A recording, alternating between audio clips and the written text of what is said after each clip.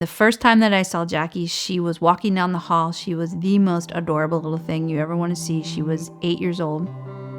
I learned that she had been taken from her parents and was in a children's home in Lancaster, that she basically was alone in the world. I just couldn't get her out of my mind, and I kept talking about her at home, kept coming home and saying, there's this little girl at school, she's just so precious. And our daughter, Claire, kept saying, Mom, you need to adopt this little girl, adopt her. And I thought, there is no way my husband is gonna say yes to that.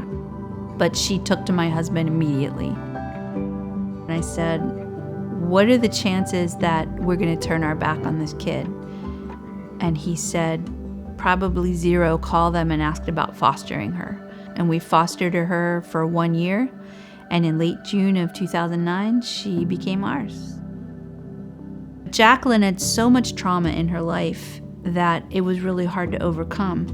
It manifested in a lot of anger, a lot of aggression, a lot of acting out.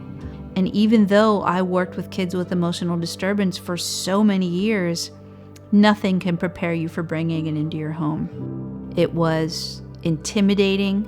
It was exhausting. It was all-encompassing. The emotions ran from compassion and empathy to just outright anger and annoyance at how, despite all of the interventions that we tried, she just wasn't getting it. And year after year after year, she just never really settled in.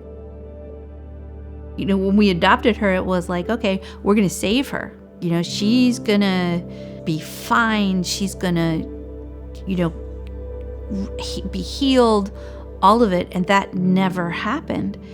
And we were like, God, why in the world would you bring this to us? And then there's no success. We just couldn't make any sense out of it. But God showed his goodness to us every single day. I was running into his arms for comfort every single day because I wouldn't have been able to get out of bed to face what we had to face. God's goodness in the midst of this was palpable.